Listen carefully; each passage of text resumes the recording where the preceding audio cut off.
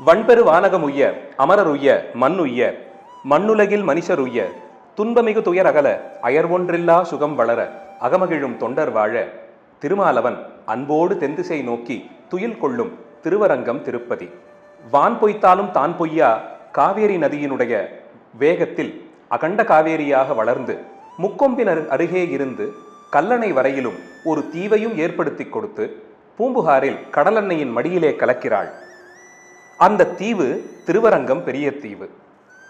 அந்த தீவின் நடுவிலே திருவரங்கம் என்ற பெயரோடு விளங்கும் பெரிய நகரத்தில், கோயில் நகரத்தில் அரிதுயில் கொண்டு திருமாலவன் அரங்கநாதன் என்ற பெயரோடு அருளுகிறான். சைவர்களுக்கு எப்படி சிதம்பரம் பெரிய கோயிலோ அதுபோலே வைணவர்களுக்கு திருவரங்கம் பூலோக வைகுண்டம் என்றும் முக்தி ஸ்தலம் என்றும் புண்ணிய பூமி என்றும் கொண்டாடப்படுவது. ஆசியாவிலேயே மிக உயர்ந்த 236 அடி உயரம் கொண்ட கோபுரம் இருப்பதும், அதிக பரப்பளவில் அமைந்திருப்பதும், 21 கோபுரங்கள், 7 பிராகாரங்கள், 8 உபகோயில்கள், 42 உப சந்நிதிகளையும் தன்னகத்தே கொண்டதுமாக விளங்குவது இந்த நகரத்தின் தனிச்சிறப்பு.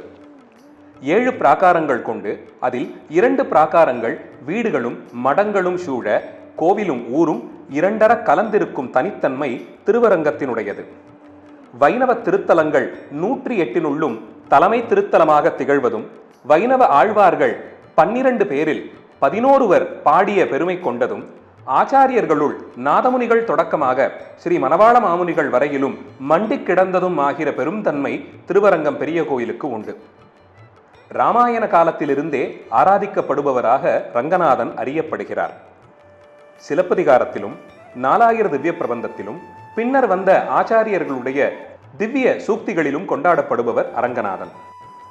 பட்டர்பிரான், பிள்ளைலோகாச்சாரியர், வடக்கு திருவீதி பிள்ளை, பெரிய நம்பி ஆகிய ஆச்சாரியர்கள் பிறந்து வாழ்ந்த திருத்தலம்.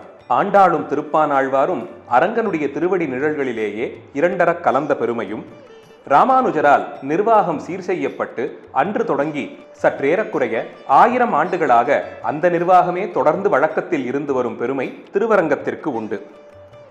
முதலில் ஸ்ரீரங்க விமானம் திருப்பார்கடலில் தோன்றியதாம். அதன் பின்தான் படைப்பு தொழிலை மேற்கொள்வதற்காக நான்முகனையே பரவாசுதேவன் படைத்தான். இப்படி நான்முகனுக்கும் முன்பிருந்தே ஸ்ரீரங்க விமானம் இருந்து வந்ததால் தான் அரங்கநாதனுடைய கொப்பூழிலிருந்து புறப்படும் தாமரையும் அதில் பிரமனும் திருவரங்கத்தில் காண கிடைக்காமல் போகிறார்கள். பிரம்மாவினால் சத்தியலோகத்தில் பல 1000 ஆண்டுகள் வழிபடப்பட்டு பின் சூரிய பகவானிடம் ஒப்படைக்கப்பட்டு சூரியன் சூரிய மண்டலத்தில் இருத்தி ரங்க விமானத்தையும் ஸ்ரீரங்கநாதனையும் ஆராதித்து வந்தார். அவருடைய குலத்தில் வந்த இக்ஷவாகு என்றும் மன்னருக்கு ரங்க விமானத்தை பரிசாக வழங்கினார் சூரிய பகவான். இப்படி இக்ஷவாகுவின் மூலமாகத்தான் மேலுலகத்திலிருந்து ஸ்ரீரங்க விமானமும் அரங்கநாதனும் பூலோகத்திற்கு வந்து சேர்ந்தார்கள். இக்ஷவாகு மன்னர்களின் தலைநகரமாக விளங்கிய அயோத்திமா நகரத்திலே ஸ்ரீரங்க விமானத்தை பிரதிஷ்டை செய்து வழி வழியாக மன்னர் பரம்பரையில் வந்தவர்கள் ஆராதித்து வந்தார்கள். அதே வம்சத்தில் தசரத சக்கரவர்த்திக்கு மகனாக ஸ்ரீ ராமபிரானாக திருமாலே அவதாரம் செய்தார். ஸ்ரீ ராமாவதார காலத்தில் ராமன், இலக்குமணன், பரதன், சத்ருக்னன் 4வராலும் கொண்டாடப்பட்ட பெருமை ரங்கநாதனுக்கு உண்டு. ராமன் தன்னுடைய திருமணத்திற்கு பிறகு பட்டாபிஷேகத்திற்கு முன்பாக சீதையோடு சேர்ந்து அரங்கநாதனை வழிபட்ட செய்திகளை ராமாயணம் நமக்கு வழங்குகிறது. பின்பு விதிவசத்தால் வனவாசத்திற்கு சென்ற ராமன் ராவண சம்ஹாரம் முடிந்து அயோத்திக்கு எழுந்தருளி பட்டாபிஷேகமும் செய்து கொள்கிறார். அந்த பட்டாபிஷேகத்திற்கு வந்திருந்த விருந்தினர்களுக்கு அவர்கள் மனமுகக்கும்படியாக பரிசுகளை வழங்கினாராம் ஸ்ரீ ராமச்சந்திரமூர்த்தியும் சீதா பிராட்டியாரும். ராமனுக்கு யுத்தத்தில் உதவியவர்களில் முதன்மை பெறுபவரான விபீஷ்ண ஆழ்வானுக்கு தன்னுடைய ஆராதனத்தில் இருந்த ஸ்ரீரங்க விமானத்தையே பரிசாக வழங்கினார் ராமர். இதை இலங்கைக்கு கொண்டு சென்று அங்கே வைத்து வழிபடும்படி ராமர் பணிக்க ஆகாச மார்க்கமாக ஸ்ரீரங்க விமானத்தை தன் தலையில் சுமந்தபடி வந்தார் விபீஷணர். சாயங்கால வேளை சந்தியாவந்தனம் செய்ய வேண்டிய நிர்பந்தம் இருந்ததினாலே காவேரி கரையிலே ஸ்ரீரங்க விமானத்தை எழுந்துருளி விட்டுவிட்டு சந்தியாவந்தனம் செய்து முடித்துவிட்டு வந்தார் விபீஷணன். வந்தவருக்கு பேர் அதிர்ச்சி. மணலில் தான் வைத்த ஸ்ரீரங்க விமானத்தை அங்கிருந்து பெயர்த்தெடுக்க முடியாமல் விமானம் அங்கேயே தங்கியது. அசரீரி வாக்காக ஸ்ரீரங்கமாகிற இந்த தீவிலே தான் தங்குவதற்கு திருவுள்ளம் கொண்டு விட்டதால் அங்கேயே தங்குவதாக வாக்குறுதி அளித்த ரங்கநாதர் அவனை மனம் வருந்தாமல் லங்கைக்கு செல்லும்படியும் இங்கே தெற்கு திசையை நோக்கி கிடந்தபடி லங்கா நகரத்திற்கு தன்னுடைய அருளையும் வழங்குவான் என்று வார்த்தை அருளினான். இப்படித்தான் சத்தியலோகத்தில் பிரம்மனுடைய ஆராதனத்தில் இருந்து பின் சூரிய மண்டலத்தில் சூரியனால் ஆராதிக்கப்பட்டு இக்ஷ்வாகு தொடக்கமாக அவன் வம்சத்தில் வந்த மன்னர்களில் ராமச்சந்திரமூர்த்தி வரை அயோத்தியிலே தங்கியிருந்து ஆராதிக்கப்பட்டு விபீஷணன் மூலமாக திருவரங்கத்திற்கு வந்து சேர்ந்தார் ரங்கநாத பெருமாள். அப்போது ரங்கநாதனை காண வேண்டி காவேரி கரையில் தவம் செய்து வந்தான் தர்மவர்மன் என்னும் சோழ மன்னன். அவனுடைய தவத்தையும் மெச்சி தான் வந்துள்ள செய்தியை அவனுக்கு அறிவிக்க மகிழ்ந்த சோழ மன்னன் திருவரங்கமாகிற இந்த திருக்கோயிலை எடுப்பித்தான். அதோடு தன் அன்பு மகள் கமலவல்லியையும் அரங்கனுக்கே மனம் முடித்து வைத்தான். உறையூர் நாச்சியார் என்று அன்போடு கொண்டாடப்படுபவள் இந்த கமலவல்லித்தான். பின் காலப்போக்கில் காவேரியில் வெள்ளம் ஏற்பட்டு திருவரங்கம் பெரிய கோயில் இருந்த இடம் மணல் திட்டாகி போக பல வருடங்கள் கழித்து அங்கே சோழ பரம்பரையில் வந்த கிளிச்சோழன் என்பவன் வேட்டையாடுவதற்காக வந்து சேர்ந்தான். மரத்தின் அடியில் தங்கி அவன் ஓய்வெடுத்துக் கொண்டிருந்த பொழுது மரத்தின் மேல் இருந்த 2 கிளிகள் ஸ்ரீரங்க விமானத்தின் பெருமையையும் திருவரங்க நகரத்தின் மேன்மையையும் தங்களுக்குள் பேசிக்கொள்ள அதை கேட்ட கிளிச்சோழன் அங்கே ஒரு பெரிய நகரமும் ஒப்புயர்வற்ற திருக்கோயிலும் இருப்பதை உணர்ந்து வேலையாட்களை கொண்டு மணல் திட்டை கலைத்து திருவரங்கம் பெரிய கோயிலை மீண்டும் வெளிப்படுத்தினான். அவனால் பிரகாரங்கள் சேர்க்கப்பட்டு மண்டபங்கள் எடுப்பிக்கப்பட்டு திருவரங்கம் கோயில் திருவரங்கம் தீவினின் நடுவில் நாயகமாக விளங்கியது. பின் வந்த மன்னர்களுடைய பங்களிப்பினாலும் ஆழ்வார் ஆச்சாரியர்களுடைய மங்களாசாசனத்தினாலும் இந்த திருக்கோயில் இன்று நாம் காணும்படி 7 திருவீதிகள் சூழ பெருமையோடு கம்பீரத்தோடும் திகழ்கிறது. மாட மாளிகை சூழ் திருவீதியும் மன்னுசேர் திருவிக்கிரமன் வீதியும் ஆடல் மாறன் அகலங்கன் வீதியும் ஆலிநாடர் அமர்ந்துரை வீதியும் கூடல் வாழ் குலசேகரன் வீதியும் குலவிராஜ மகேந்திரன் வீதியும் தேடரிய தர்மவர்மாவின் வீதியும் தென்னரங்கர் திருவாவரணமே என்கிறது ஒரு பழம்பாடல். அதன்படியில் 7 பிரகாரங்களும் தனித்தனியே ஒவ்வொரு காலத்தில் ஒவ்வொரு மன்னனால் எடுப்பிக்கப்பட்டது. அதன் பின் வந்தவர்கள் அந்தந்த பிரகாரங்களில் பல பல தெய்வீக சந்நிதிகளை ஏற்படுத்தி ஆழ்வாராச்சாரியர்களுடைய திருமடங்களும் எடுப்பிக்கப்பட்டு கோயிலிலே கைங்கரியம் செய்பவர்கள் தங்குவது என்று இப்படி 7 பிரகாரங்களோடு பெயருக்கேற்றார் போல் பெரிய கோயிலாக விளங்குகிறது. தென்திருக்காவேரியும் வடதிருக்காவேரி என்று அன்போடு அழைக்கப்படும் கொள்ளிடம் நதிகளும் மாலை போலே சூழ்ந்திருக்க அதன் நடுவிலே திருவரங்கம் தீவின் மன்னராக ரங்கநாதன் விளங்குகிறார். தெற்கே இவர் நோக்கி சயனித்திருப்பதால் ராஜகோபுரமும் தெற்கு திக்கில் தான் உள்ளது. 236 அடிகள் கொண்டு கம்பீரமாக திகழும் ராஜகோபுரம் பல நூற்றாண்டுகளாக மொட்டை கோபுரமாக விளங்கிய அந்த கோபுரம் சில 10 ஆண்டுகளுக்கு முன்பாக கட்டி முடிக்கப்பட்டு ஆசியாவிலேயே உயரமான கோபுரம் என்ற பெருமையை திருவரங்க நகரத்திற்கு சம்பாதித்துக் கொடுத்தது. அந்த கோபுரத்தின் வழியாக உள்ளே நுழைந்தால் முதலில் நாம் வருவது சித்திரை வீதிக்கு. இதுவே கோயிலின் 7வது பிரகாரம். அதை தாண்டி உள்ளே சென்றால் 6வது பிரகாரமாக விளங்கும் உத்தர வீதி வரும். இந்த 2 திருவீதிகளிலும் வீடுகள், பாடசாலைகள், திருமாளிகைகள், மடங்கள், ராமானுஜ கூடங்கள் போன்றவைகள் நிறைந்திருக்கின்றன. திருவிழா காலங்களில் இந்த 2 வீதிகளில்தான் அரங்கநாதனுடைய புறப்பாடு நடைபெறும். பல வாகனங்களில் ஆபரணங்களுக்கு அழகு சேர்க்கும் விதமாக தன்னை அலங்கரித்துக் கொண்டு பக்தர்கள் பரவசப்படும்படி வீதிகளில் உலா வருவார் ஸ்ரீ நம்பெருமாள். உத்தர சித்திர வீதிகளை தொடர்ந்து அகலங்கன் வீதி என்று அழைக்கப்படும் 5வது பிரகாரத்திற்குள் நான்முகன் கோட்டை வாயிலின் வழியாக நுழைகிறோம். பிற்கால சோழ மன்னர்களுடைய கட்டிடக்கலை அமைப்பில் அமைந்துள்ள இந்த கோபுரத்தை அடுத்து திருவந்திக்காப்பு மண்டபம் என்று சொல்லப்படும் 4 தூண்கள் கொண்ட அழகிய மண்டபம் உள்ளது. இந்த மண்டபத்தின் விதானத்தில் ஸ்ரீ நம்பெருமாள் விழா காலங்களில் எழுந்தருளும் வாகனங்கள் அத்தனையும் அழகிய ஓவியங்களாக தீட்டப்பட்டுள்ளன. அடுத்து உள்ள ரங்கவிலாச மண்டபத்தின் ஒரு பகுதியில் உள்ளாண்டாள் சன்னதியும் அதை அடுத்து ஹொய்சள மன்னர்களுடைய கட்டிடக்கலை மற்றும் சிற்பக்கலை திறனுக்கு எடுத்துக்காட்டாக விளங்கும் வேணுகோபாலன் சன்னதியும் உள்ளது. மிக அழகான சிற்ப வேலைப்பாடுகள் சன்னதியின் வெளிப்புற சுவரை அலங்கரித்து நிற்கின்றன.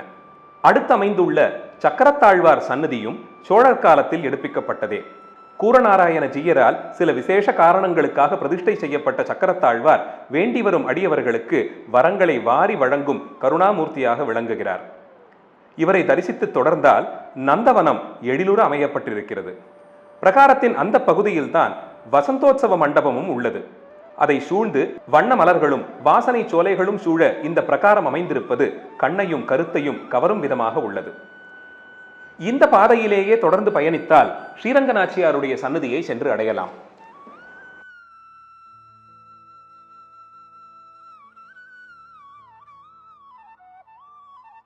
முன்னர் உள்ள கம்பீரமான மண்டபத்தை கடந்து தாயார் சன்னதியின் ஆரியபடாள் வாசலை கடந்தால் தாயாரின் முன்மண்டபம் உள்ளது.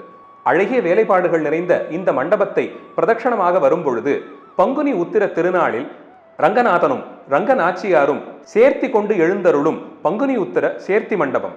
ஸ்ரீரங்கநாச்சியாருடைய அவதார திருநக்ஷத்திரமான பங்குனி மாதத்து உத்திர நட்சத்திரத்தன்று ஆசையோடு நம்பெருமாள் அவள் சன்னதிக்கு எழுந்தருள, ஊடலினாலே ஸ்ரீரங்கநாச்சியார் கதவை அடைக்க பல காரணங்கள் சொல்லி ஸ்ரீரங்கநாச்சியாரின் மனம் இறங்கச் செய்து பின் உள்ளே சென்று அவளோடு கொலுவீற்றிருப்பார் நம்பெருமாள். இந்த அழகிய திருக்கோலத்தை காண்பதற்கு பல ஆயிரம் பக்தர்கள் ஒன்று கூடி மகிழ்வர். தாயார் சன்னதியினுடைய அந்த பிரகாரத்தில் தாயாரின் வசந்த மண்டபமும் ஊஞ்சல் உற்சவ மண்டபமும் அமையப்பட்டுள்ளது. பிரகாரத்தினுடைய முடிவில் வில்வ மரத்தை காணலாம். வடக்கிருந்து வந்த படையெடுப்பின் போது ஏற்பட்ட கலகத்தால் ஸ்ரீரங்கநாச்சியாரின் உற்சவர் திருமேனி இந்த வில்வ மரத்தின் அடியில்தான் புதைத்து வைக்கப்பட்டிருந்ததாக சொல்லுவார்கள். தாயாரையும் தரிசனம் செய்து கொண்டு மண்டபத்தை விட்டு வெளியே வந்தால் நேர் எதிரே கம்பர் ராமாயணத்தை எழுதி அரங்கேற்றிய இடமாக கருதப்படும் மண்டபத்தை காணலாம். அந்த அரங்கேற்றத்தின் பொழுது வால்மீகி ராமாயணத்தில் இல்லாத சில கருத்துக்களை கம்பன் கூறுவதாக இடைமறித்த சிலருடைய வாதங்களை தட்டி கழித்து அதை ஆமோதித்து சிரித்த மேட்டழகிய சிங்கருடைய சன்னதி எழிலுற அமைந்துள்ளது. வண்ண ஓவியங்களால் சூழப்பட்ட அந்த சன்னதியும் ஹிரணியனை வதம் செய்யும் நரசிம்மருடைய கம்பீரமான திருவுருவங்கள் இந்த சன்னதியின் வெளிப்புற சுவற்றை அலங்கரிக்கின்றன. அகலங்கன் திருச்சுற்றான 5ஆம் திருச்சுற்றின் மணியாக விளங்குவது அரங்கனுக்கென்று ஏற்படுத்தப்பட்டிருக்கும் ஆயிரங்கால் மண்டபம். பல்வேறு மன்னர்களால் வெவ்வேறு காலங்களில் திருப்பணி செய்யப்பட்டு இன்று கம்பீரமாக 1000 தூண்களோடு விளங்குவது இம்மண்டபம். மண்டபத்தின் ஒரு புறம் யானைகள் அந்த மண்டபத்தை இழுப்பது போலும், மண்டபத்தின் உள்ளே இருக்கும் சிறு மண்டபத்தை குதிரைகள் பூட்டப்பட்டு தேர் போலும் வடிவமைத்துள்ளார்கள். பல ஆண்டுகளாக மண்மூடி கிடந்த இந்த மண்டபத்தினுடைய அடிப்பகுதிகளும் அங்கே காணப்படும் அழகிய சிற்பங்களும் சமீபத்தில் அகழ்வாராய்ச்சியின் மூலமாக வெளிக்கொணரப்பட்டுள்ளது. மண்டபத்தை சுற்றியுள்ள இடங்களிலும் புல்தரைகளும் பூப்பூக்கும் செடிகளும் நடப்பட்டு நல்ல விதத்தில் பராமரிக்கப்படுகிறது. திருவரங்கத்தின் முக்கிய திருவிழாவான ராப்பத்து திருவிழாவில் வைகுண்ட ஏகாதசி தொடங்கி 10 நாட்களும் அரங்கநாதன் இந்த மண்டபத்தில் எழுந்தருளுவார். அப்போது ஆழ்வார்கள் ஆச்சாரியர்கள் புடைசூழ நம்மாழ்வாருடைய திருவாய்மொழி பாசுரங்கள் நாளொன்றிற்கு 100 பாசுரங்களாக அரையரால் இசைக்கப்பட்டு அபிநயம் வியாக்கியானமும் நடைபெறும். ஆயிரங்கால் மண்டபத்தை அடுத்து வெள்ளையம்மாள் என்ற ஒப்புயர்வற்ற தேவதாசி பெண்மணியினுடைய பெருமையை இன்றும் நமக்கு பறைசாற்றும் விதமாக கம்பீரமாக விளங்கும் வெள்ளை கோபுரத்தை காணலாம். 21 கோபுரங்களில் 20 கோபுரங்கள் வண்ணமடிக்கப்பட்டிருந்தாலும் இந்த ஒரு கோபுரம் பெயருக்கேற்றார் போல் வெள்ளையாகவே இன்று வரை விளங்கி வருவது வெள்ளையம்மாள் என்ற அந்த மாதரசியின் பெருமை காலந்தோறும் நினைவில் நிறுத்திக் கொள்வதற்காகவே. படையெடுப்பின் பொழுது நம்பெருமாளுடைய உற்சவர் திருமேனி தெற்கே எழுந்தருள பண்ணப்பட்டிருந்த வேளையில் இங்கே முகாமிட்டிருந்த ஒரு படைத்தளபதியிடம் ஆசை வார்த்தை பேசி அரங்கநாதனுடைய திருமேனி இருக்கும் இடத்தை உனக்கு காண்பிக்கிறேன் என்று அவனை இந்த கோபுரத்தின் உச்சிக்கு கொண்டு சென்றாள் இந்த பெண். அங்கிருந்தபடி அவனை தள்ளிவிட்டு கொன்று முடித்து கீழே இறங்கி வந்து எதிரிகளிடம் சிக்குவதை காட்டிலும் தன்னுடைய உயிரை அரங்கனுக்காக தியாகம் செய்வதே உயர்ந்தது என்று எண்ணிய இவள் அங்கிருந்தபடி விழுந்து தன்னுடைய உயிரையும் மாய்த்து கொண்டாள். இந்த மாதரசியின் நினைவாகத்தான் இந்த கோபுரம் அவள் பெயரிலேயே வழங்கப்படுகிறது. வெள்ளை கோபுரத்தை அடுத்து சேஷராயர் மண்டபம் எனப்படும் 16ஆம் நூற்றாண்டில் கட்டப்பட்ட கலை பொக்கிஷமாக விளங்கும் மண்டபத்தை காணலாம். தூணினுடைய ஒவ்வொரு அங்குலமும் சிற்பங்களால் நிறைக்கப்பட்டிருக்கும். அதிலும் குறிப்பாக முன்னே உள்ள 8 தூண்களில் பாய்ந்து வரும் குதிரைகளும் அவைகளின் மேல் அமர்ந்து அவைகளை கட்டுப்படுத்தும் வீரர்களும் நம் கண்ணை கவருபவை. இராமாயண காட்சிகள் தசாவதார சிற்பங்களால் நிறைக்கப்பட்டிருக்கும் இந்த மண்டபம் காண்பவர்களுக்கு தமிழர்களுடைய அற்புதமான சிற்பக்கலைப்பாட்டிற்கு ஒரு எடுத்துக்காட்டு. தென்னரங்கன் செல்வமுற்றும் திருத்தி வைத்த பெருமையுடைய ஸ்ரீ ராமானுஜாச்சாரியருடைய சன்னதி. தானான திருமேனியாக அரங்கனுடைய நிர்வாகத்தை இன்று வரை பொறுப்பேற்று நடத்தி வரும் நிலையில் ஸ்ரீ ராமானுஜர் பார்க்கப்படுகிறார். 1000 ஆண்டுகளுக்கு முன்பாக சமூகத்தில் மலர்ந்த மாற்றங்களுக்கு வித்திட்டவர். வைணவ மதத்தை பெருமளவில் பாமரர் வரையிலும் கொண்டு சென்றவர். இந்த மகானுக்கு தன்னுடைய வசந்த மண்டபத்தையே சன்னதியாக ஆக்கி கொடுத்தான் அரங்கநாதன். அவர் காலத்திற்கு பின்பு அவரை இங்கே திருப்பள்ளிப்படுத்தி அவரை போன்ற ஒரு திருமேனியை மெழுகினாலே சமைத்து எழுந்தருளி வைத்திருக்கிறார்கள். இந்த சன்னதியை சுற்றியுள்ள பிரகாரத்தில் ராமானுஜாச்சாரியருடைய வாழ்க்கை வரலாறு 108 வண்ணமயமான படங்களாக வரைந்து காட்சிப்படுத்தப்பட்டுள்ளன. அதேபோல் மராட்டிய மன்னர்களுடைய கலைப்பாணியில் அரங்கநாதன், திருமலை ஸ்ரீனிவாசன், கச்சி வரதராஜர், போன்ற தெய்வீக திருவுருவங்களும் முன்மண்டபத்தை அலங்கரிக்கின்றன. ராமானுஜர் சன்னதியை தரிசித்துக் கொண்டு வெளியே வந்தால் திருவரங்கத்தில் கண்டெடுக்கப்பட்ட கலை பொக்கிஷங்களை எல்லாம் அழகுற காட்சிப்படுத்தி விளங்கும் அருங்காட்சியகத்தை காணலாம். செப்புச் சிற்பங்கள், செப்பேடுகள், தந்தத்தாலான சிற்பங்கள், இப்படி வரலாற்று சிறப்புமிக்க பல ஆவணங்களை அங்கே பொதுமக்களுக்கு காட்சிப்படுத்தி இருக்கிறார்கள். திருக்கார்த்திகை தீப திருநாள் அன்று சொக்கப்பனை கொளுத்தப்படும் கார்த்திகை கோபுரவாசல் வழியாக நுழைந்து 4வது திருச்சுற்றான ஆலிநாடன் திருச்சுற்றை அடையலாம். திருச்சுற்றிலே முதலில் நம்மாழ்வாருடைய சன்னதி. வைணவ குரு பரம்பரையினுடைய வண்ணமிகு ஓவியங்களால் அலங்கரிக்கப்பட்ட இந்த சன்னதியில் ஆழ்வாரும் பொலிந்த நின்ற பிரானும் நாதமுனிகள் மதுரகவிகளோடு அருள்பாலிக்கிறார். இந்த திருச்சுற்றில் கருட மண்டபம் முக்கியமான இடத்தை பெறுகிறது. பிரம்மாண்டமான கருடனுடைய திருமேனியும் அங்கதன், சுக்ரீவன் இவர்களுடைய சன்னதியும் இந்த இடத்தில் உள்ளது. தேவஸ்தானத்தாரால் நடத்தப்படும் பிரசாத கடையும் இந்த மண்டபத்தில் தான் உள்ளது.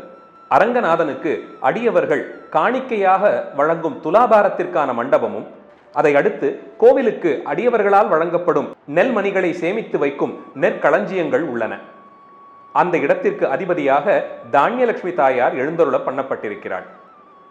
அரங்கநாதனுடைய பசுமடமும் இங்கே தான் உள்ளது. மேலப்பட்டாபிராமர் சன்னதி, தீர்த்தக்கரை வாசுதேவர் சன்னதி, முதலாழ்வார்கள் சன்னதி, தன்வந்திரி பெருமாள் சன்னதி ஆகியவைகளும் இந்த பிரகாரத்தில் தான் உள்ளன. அரங்கநாதனுடைய விழாக்களில் மிக முக்கியமானதான வைகுண்ட ஏகாதசி அன்று திறக்கப்பட்டு நம்பெருமாள் ரத்னங்கியோடு ஆழ்வார் ஆச்சாரியர்களுக்கும் அடியவர்களுக்கும் அருள் வழங்க வெளியேறும் வைகுண்ட வாசலை தரிசிக்கிறோம். அதன் கரையில் திருப்புன்னை என்று சொல்லப்படும் ஸ்தல விருட்சமான புன்னை மரமும் சந்திர புஷ்கரணியும் எழிலுடன் காட்சியளிக்கிறது. சந்திர புஷ்கரணியை தரிசித்துக் கொண்டு மேலே நடந்தால் கோதண்டராமர் சன்னதி, ஆண்டாளுடைய அழகிய கண்ணாடி அறை சேவை, ஸ்ரீனிவாசர் சன்னதி ஆகியவைகளை மணல்வெளியின் அருகே பார்க்கலாம். மணல்வெளியை கடப்பதற்கு வசதியாக அடியவர்களுக்காக வேண்டி நிழற்குடை அமைக்கப்பட்டுள்ளது. சமீப காலத்தில் திருவரங்கத்தில் நடைபெற்ற புனரமைப்பின் பொழுது பல ஆண்டுகளாக அடியவர்களால் காண முடியாமல் இருந்த நூற்றுக்கால் மண்டபம் வெளிக்கொணரப்பட்டது. அழகிய வேலைப்பாடுகள் நிறைந்த தூண்களோடு விளங்கும் இந்த மண்டபம் பிற்கால சோழர் ஆட்சியில் எடுப்பிக்கப்பட்டது. ஸ்ரீ ஜெயந்தி திருவிழாவின் பொழுது நம்பெருமாள் இந்த மண்டபத்தில் எழுந்தருளி திருமஞ்சனம் கண்டருளுவார். அதை சூழ்ந்திருந்த இடத்திலும் மணல் மேடுகள் அகழப்பட்டு அழகிய நந்தவனம் போலே அமைக்கப்பட்டுள்ளது. அடுத்தமைந்துள்ள ஆரியபடாள் வாசலை கடந்து குலசேகரன் திருச்சுற்றினுள் நுழைகிறோம். கொடிமரத்தருகே வீழ்ந்து வணங்கி பவித்ரோத்சவ மண்டபத்தை கடந்தால் ஏகாதசி திருச்சுற்றை அடையலாம். வைகுண்ட ஏகாதசியின் பொழுது நம்பெருமாள் இந்த திருச்சுற்றின் வழியாக சென்று தான் வைகுண்ட வாசலை அடைவார். உள்கோடை மண்டபமும் விரஜா மண்டபமும் இந்த வழியில் தான் அமைந்துள்ளது.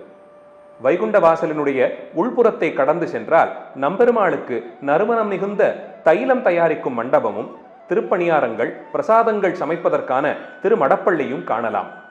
வேறெங்கும் காண முடியாத அன்னமூர்த்தியை தரிசித்துக் கொண்டு நம்பெருமாளுடைய திருப்பணியாரத்திற்காக வேண்டி நெய் சேமித்து வைத்திருந்த கிணற்றையும் காணலாம்.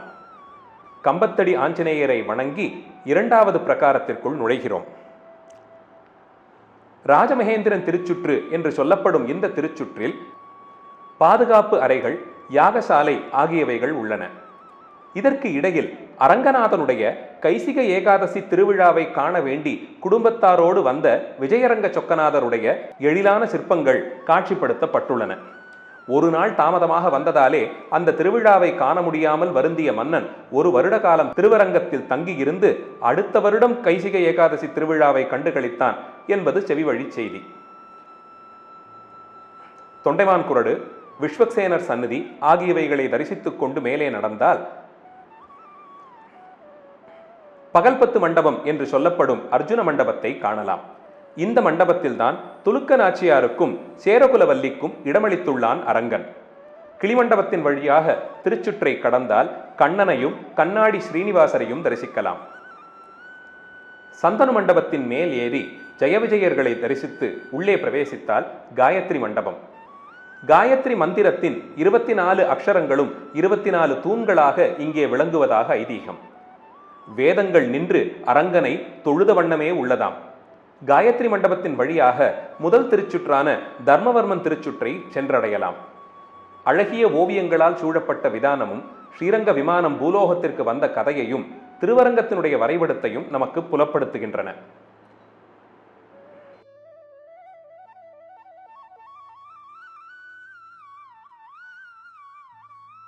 சோழர் கட்டிடக்கலை அமைப்பில் அமைந்துள்ள இந்த பிரகாரத்தில் ஆனைமுகனையும் துர்க்கையையும் தரிசிக்கலாம். இப்படி 7 பிரகாரங்களையும் கடந்து திருமண தூண் அருகே வந்து நின்றால் குடதிசை முடியை வைத்து குடதிசை பாதம் நீட்டி வடதிசை பின்பு காட்டி தென்திசை இலங்கை நோக்கியபடி கிடந்தருளும் அணியரங்கத்து செல்வமாக விளங்கும் அரங்கநாதனை காணலாம். 5 தலைகளுடைய ஆதிசேஷன் மேல் வலது கையை தலைக்கு சாய்த்து கொண்டு இடது கையை மேலே இட்டபடி திருவடிகளை அடியவர்களுக்கு காட்டி கொடுத்தபடி கிடந்தருளும் திருக்கோலத்தில் அணியரங்கன் நம் உள்ளத்தை கவர்கிறான். உற்சவ திருமேனியான நம்பெருமாள் ஸ்ரீ பூமிதேவி நாச்சியாரோடு சிம்ஹாசனத்தில் அமர்ந்திருக்க காணலாம். பரவாசுதேவன் தெற்கு பக்கம் நோக்கி எழுந்தருளியிருக்க, அச்சுதன், அனந்தன், கோவிந்தன் ஆகியோர் திக்கிற்கு ஒருவராக காவல் இருக்க 9 கலசங்களோடு தங்கம் வேகப்பட்டு எழிலுற காட்சி தருகிறது ஸ்ரீரங்க விமானம். பார்க்கடலில் தோன்றி சத்தியலோகத்திலும் சூரிய மண்டலத்திலும் ஆராதிக்கப்பட்டு அயோத்தியிலே ராமனால் ஆராதிக்கப்பட்டு விபீஷணனால் திருவரங்கத்திற்கு வந்து சேர்ந்த ஒப்புயர்வற்ற ஸ்ரீரங்க விமானம். அதன் அடியில் கிடந்தருளும் கருமணி கோமளம் என்று ஆழ்வார்களால் கொண்டாடப்பட்ட அணியரங்கன். அவனை கண்டு கண்களால் ஆறப் பருகி திருவடிகளிலே வீழ்ந்து வணங்கி என் அமுதனை கண்ட கண்கள் மற்றொன்றினை காணாவே என்று அடியார்கள் பரவசமடைந்த அந்த நிலையை நாமும் நெஞ்சில் நிறுத்தி வணங்கி நிற்போம். வரலாற்று சிறப்புமிக்க திருவரங்கம் திருத்தலத்தில் தினந்தோறும் வைபவங்கள் நடந்த வண்ணம் உள்ளன. நித்திய உற்சவங்கள், மாதம் நடைபெறும் திருவிழாக்கள், நட்சத்திரங்களை கொண்டு நடைபெறும் விழாக்கள், வருடாந்திர பிரம்மோற்சவம், இப்படி வருடத்தின் பல நாட்களிலும் விழாக்கோலம் பூண்டிருக்கும் இந்த திருத்தலம்.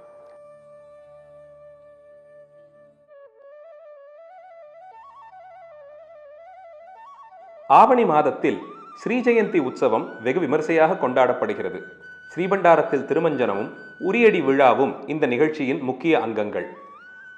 9 நாட்கள் நம்பெருமாளுக்கு திருப்பவித்ரோற்சவமும் அதை தொடர்ந்து தாயாருக்கான திருப்பவித்ரோற்சவமும் இதே மாதத்தில் தான் நடைபெறுகிறது.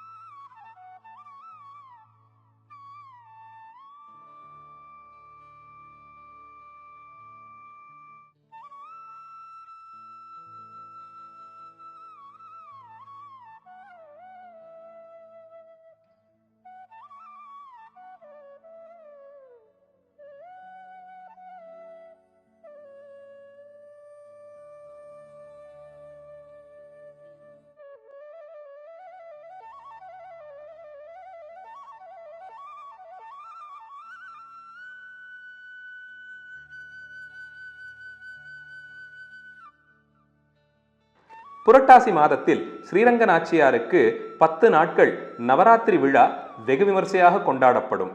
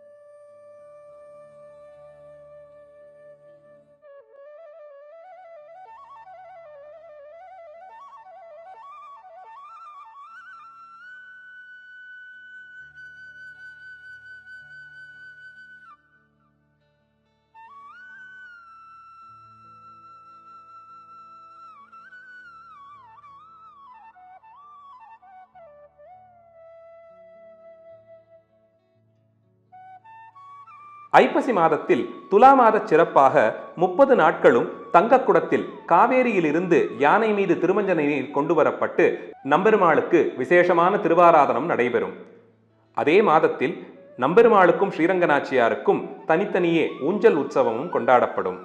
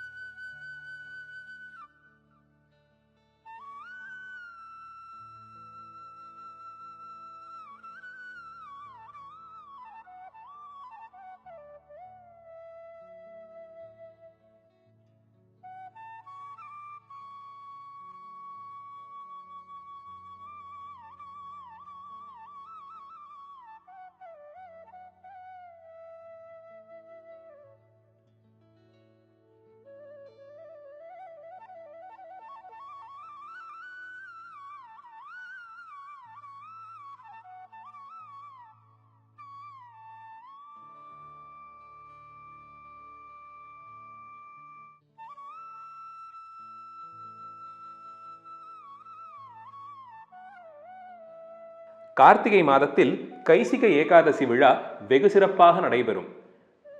365 வஸ்திரங்கள் சார்த்திக் கொண்டு நம்பெருமாள் அரையருடைய பாசுரங்களை கேட்கும் அழகை பகல்பத்து மண்டபத்தில் கண்டு இன்புறலாம்.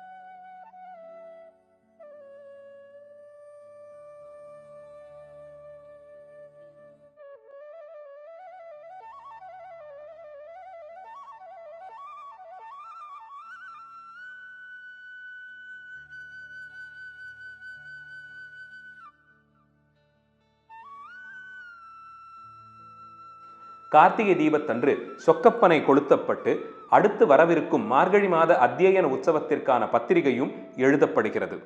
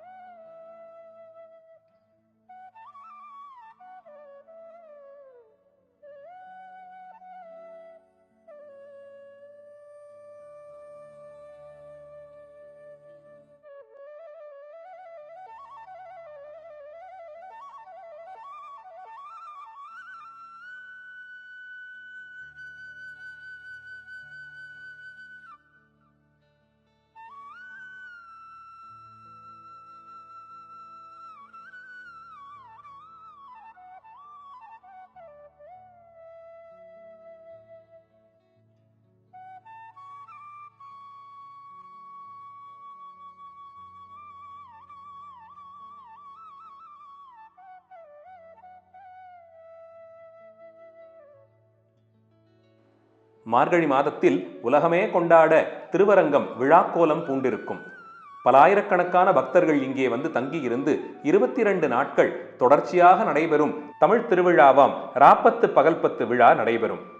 திருநெடுந்தாண்டக விழாவாக தொடங்கும் இந்த திருநாள் அதை தொடர்ந்து 10 நாட்கள் பகல்பத்து திருநாள்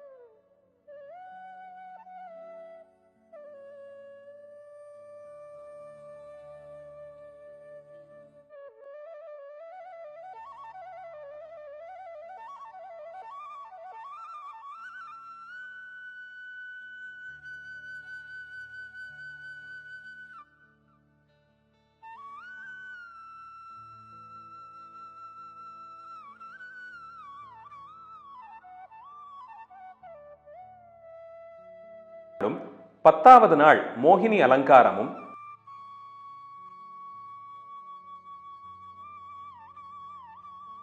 11வது நாள் வைகுண்ட ஏகாதசி அன்று ரத்னாங்கியும் கிளிமாலையும் சார்த்திக் கொண்டு செங்கோல் கையில் ஏந்தியவாறு வைகுண்ட வாசலில் வந்து அடியவர்களுக்காக காட்சி வழங்கி ஆழ்வாருடைய ஈரத்தமிழ் சொற்களை அடுத்து வரும் 10 நாட்களும் ராப்பத்து மண்டபம் எனப்படும் ஆயிரங்கால் மண்டபத்தில் எழுந்தருளி அரையர் இசையின் மூலமாக கேட்டு முடிப்பார் நம்பெருமாள். 10வது நாள் தன்னுடைய அடியவரான நம்மாழ்வாருக்கு மோட்சம் வழங்கி பின்பு நம்முடைய நன்மைக்காக மீண்டும் அவரை வழங்கி அருள்பாலிப்பார்.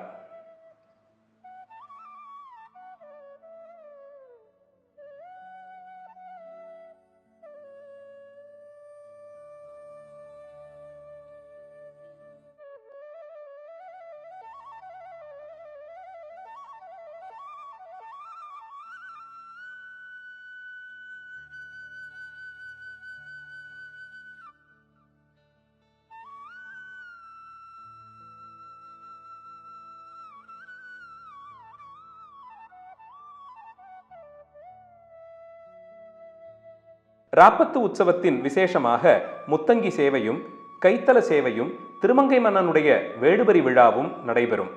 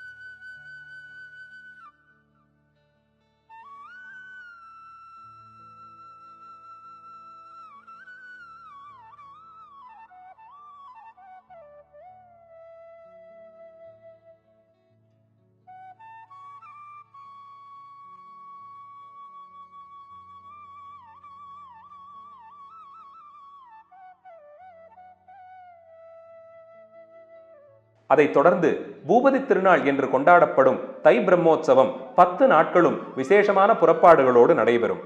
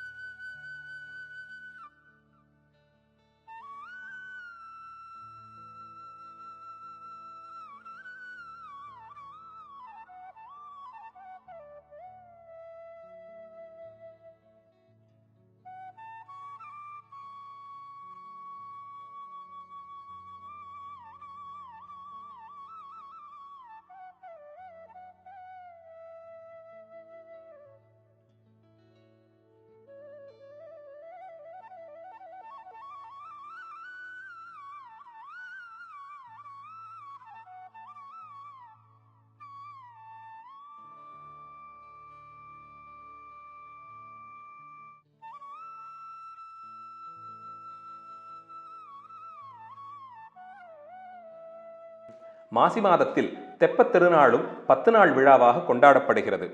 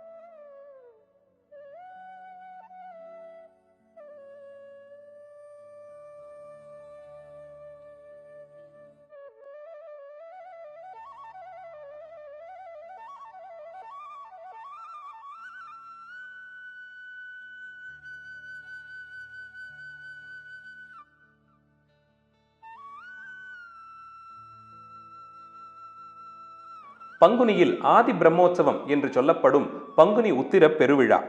2 வேளையும் நம்பெருமாள் திருவீதி உலா எழுந்தருளி பல மண்டபங்களுக்கு சென்று ஆஸ்தானம் கண்டருளி உறையூர் தாயாரோடு ஒரு நாள் சேர்த்தியும் கொண்டாடி உத்திரத்தன்று ஸ்ரீரங்கநாச்சியார் சன்னதிக்கு வந்து சேர்ந்து மட்டையடி விழா கொண்டாடி உள்ளே சென்று நாச்சியாரோடு சேர்த்தியில் அமர்ந்திருப்பார்.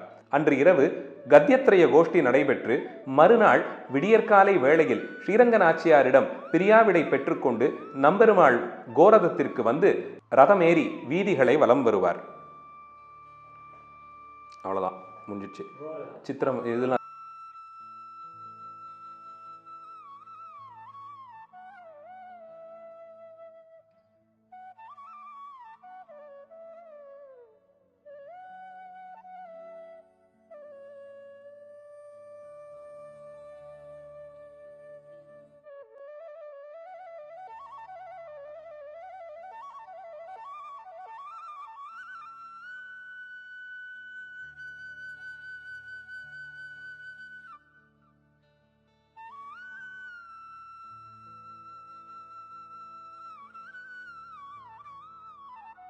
சித்திரை மாதத்தில் 10 நாட்கள் பிரம்மோற்சவம் சித்திரை திருவிழாவாக நடைபெறும்.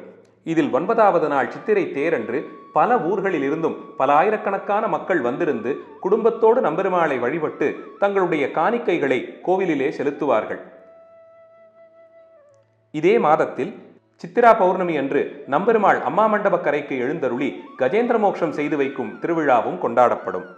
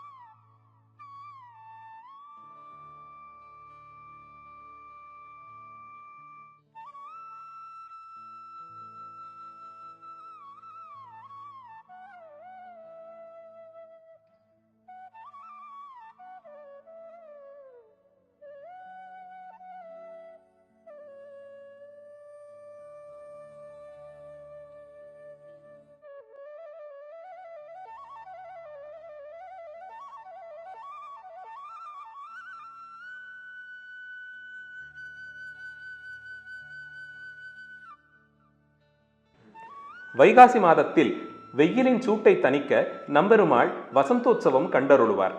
வசந்த மண்டபத்தில் நீர் சூழ்ந்து மலர்களால் அலங்கரிக்கப்பட்ட மேடையின் நடுவில் ஊஞ்சலில் நம்பெருமாள் எழுந்தருளியிருக்க விசேஷமான திருவாராதனங்கள் செய்யப்பட்டு அடியவர்கள் காண எழுந்தருளியிருப்பார் ஸ்ரீ நம்பெருமாள். அப்புறம்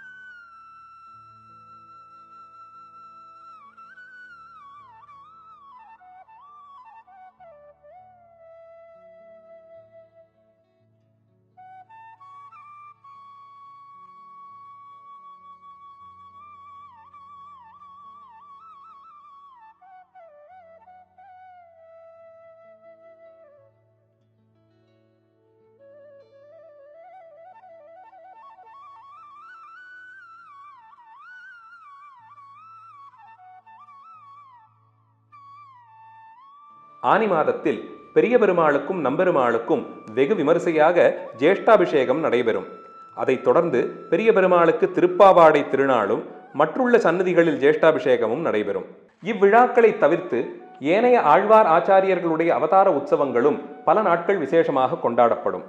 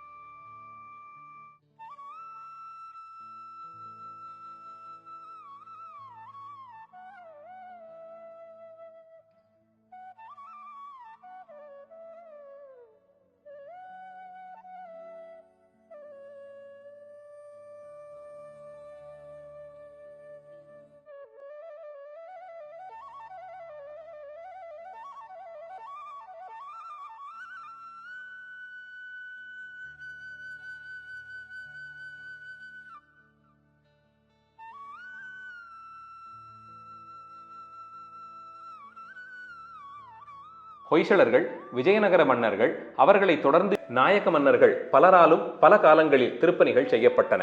கோயிலினுடைய பெரும் பகுதி இந்த காலத்தில் தான் வளர்ந்தது. இன்று நம்பெருமாள் சார்த்திக் கொள்ளும் திருவாபரணங்கள் பலவும் விஜயநகர நாயக்க மன்னர்கள் அருட்கொடையாக வழங்கியவையே.